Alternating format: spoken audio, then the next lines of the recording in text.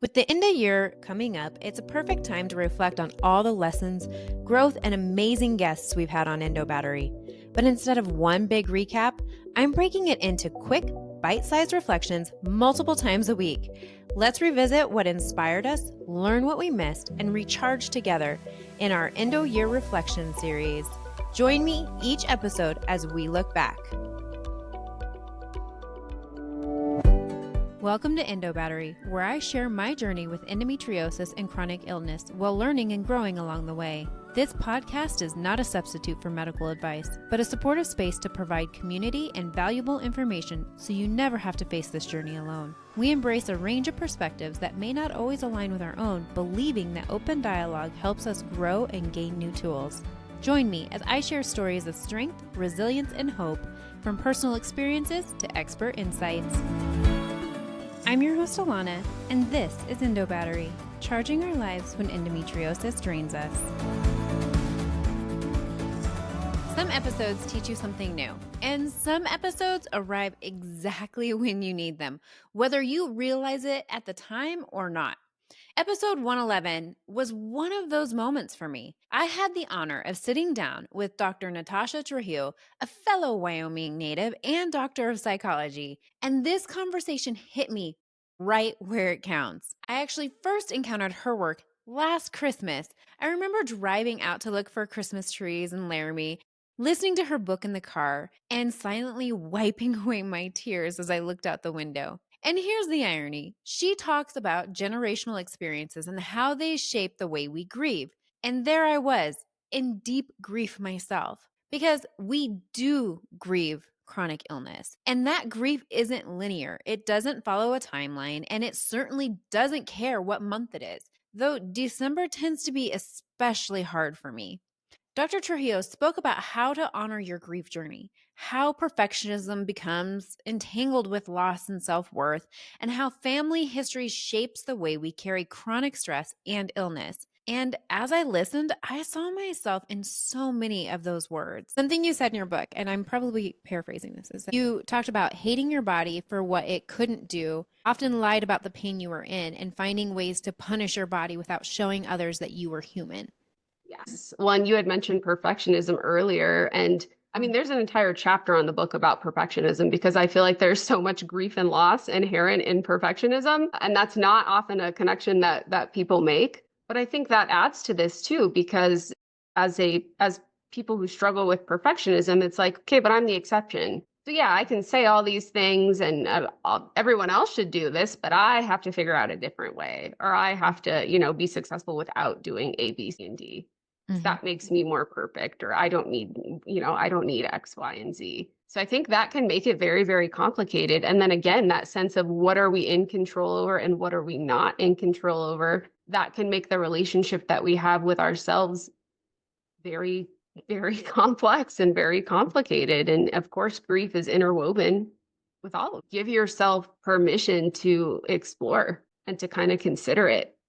From a trauma lens, I often think about avoidance. How much does an experience that you have had in your life make you hesitate or make you push things aside or make you fearful of things in a way where, you'll take a route that's a little longer.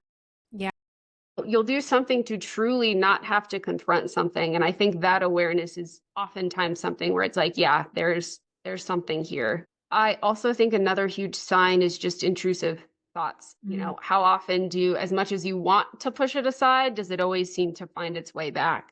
So I'll see this a lot with people who will tell me, I just think about a flare up happening all the time. And I can't stop thinking about, what this doctor said to me or what this doctor didn't say to me, or this experience in the lab or when I was getting imaging or whatever it may be. So I think that those intrusive thoughts that come up when you're not expecting it, when they aren't wanted, and if you have a really hard time working through it, that is also a huge indication. What made this episode even more surreal is that she's from Laramie, Wyoming, and as I was listening to her book, I was literally driving through Laramie.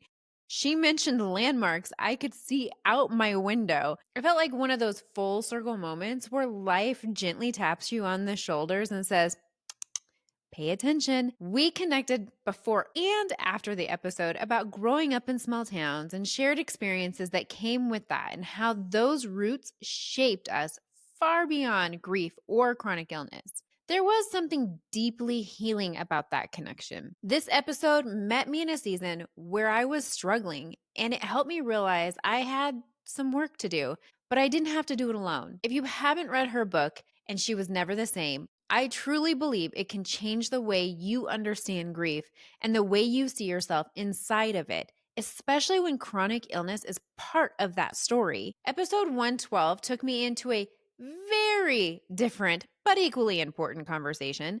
As I sat down with Vanessa Whalen, this episode came at a time when I was really beginning to explore the role of hypermobility and hormones. Vanessa has a unique understanding of the intersection between hormones, hypermobility, and endometriosis. And honestly, I needed this conversation more than I realized. We were both still learning, and I think that honesty mattered. As someone who's gone through surgical menopause, hearing her clearly lay out how hormones interact with endometriosis and how surgical menopause changes the landscape was incredibly grounding for me. So, normally, menopause is a clinical diagnosis, and we use periods to kind of help figure out where you are in the transition. So, Mhm. oftentimes, early perimenopause, you're still having periods, but they get longer and closer together and heavier. And then later perimenopause is when they start to get more spread out. And then the definition of menopause is 1 year without a period at all. So obviously, all that is all out the window if you don't have a uterus. But all the other symptoms ought to be pretty similar. So a lot of people in that early perimenopause phase, the reason you're having heavier and longer periods is that you have less progesterone on board. And progesterone also can make you sleepy and calmer. Our progesterone is naturally highest when we're in that week before our period. Everyone likes talking about the luteal phase now, where you just chill out and be left alone. So when you're low on that, you can get anxious and have trouble sleeping. So if you start to notice that, that can be a sign of early perimenopause. And then in that middle perimenopause phase where your periods are getting spaced out, that means that you're starting to lose the estrogen. And so low estrogen symptoms are the stereotypical symptoms of menopause: hot flashes and night sweats and vaginal dryness. Some common things that are less well known are heart palpitations, itchy skin, itchy inside your ears, joint pain. A lot of people notice brain fog and forgetfulness during this time. And those symptoms tend to basically ramp up to their most extreme. Now, I would be lying if I said this episode didn't come with its challenges. There were some tech issues, internet issues, those moments where you take a deep breath and remind yourself to, stay calm. And through it all, Vanessa was professional, patient, and incredibly committed to making sure this information got out. She spoke passionately about HRT, perimenopause, menopause, and how hormonal shifts don't just affect us individually, but ripple through our families, our relationships, and our daily lives. And then came episode 124 with Dr. Christine Vigaro, another powerhouse when it comes to hormones and quality of life. Dr. Vigaro brought such clarity to the conversation around hormones, pain generators, and especially vaginal estrogen. And let's be honest, it's not always fun to talk about something you need but don't necessarily love doing. She gave practical, realistic tips for using vaginal estrogen, different ways to approach it, and reassurance that yes, it can be messy, but it's also incredibly valuable. So I think sometimes, or even a good doctor that talks about full body replacement might forget about local vaginal hormones, which are also really important. So full body hormones, even though they're called full body or systemic hormones, they're actually not enough to Right. support the genitourinary systems, because again, full body hormones are just getting a little bit of gas in the tank. We're not giving back the full amount that most women have. And so the genitals really suffer in that regard and generally need local support. So that's generally in the form of either vaginal estrogen, either creams, tablets, suppositories, there's vaginal rings, or through other suppositories like DHEA, which converts to estrogen testosterone in the cell level. So there's different ways that we can replace the hormones in the vagina, which protects against, pain with sex, so dryness related pain, protects against overactive bladder like urinary urgency, potentially leakage. It protects against recurrent UTIs, and again, changes in sexual function. So again, blood flow to the vulva, vagina, clitoris is really important to maintain a healthy sexual function. Again, all these places are really sensitive to a decline in hormones. Even if it's still quarter gas in the tank, it's not enough for the genitals. So Right. it's really important. What stood out to me most was her honesty about the lack of research in women's health and how that gap has led so many of us down confusing, frustrating paths. So testosterone, of course, the most data we have is in males. Again,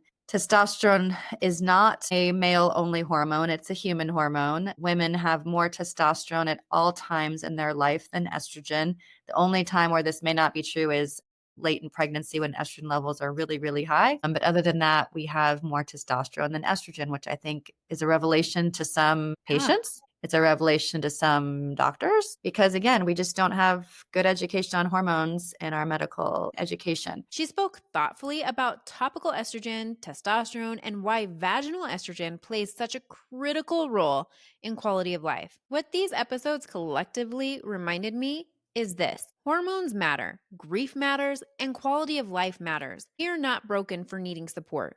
We are not weak for asking questions, and we are certainly not alone in trying to understand bodies that don't always follow the rules. I walked away from these conversations knowing I still had a lot to learn, but also knowing that there's a village behind me: experts, advocates, and fellow humans willing to sit at the table, share knowledge, and help us navigate the complicated, messy, very human experiences of living with chronic illness. And sometimes that's exactly what we need. Not all the answers, just the reminder that we don't have to figure it out alone.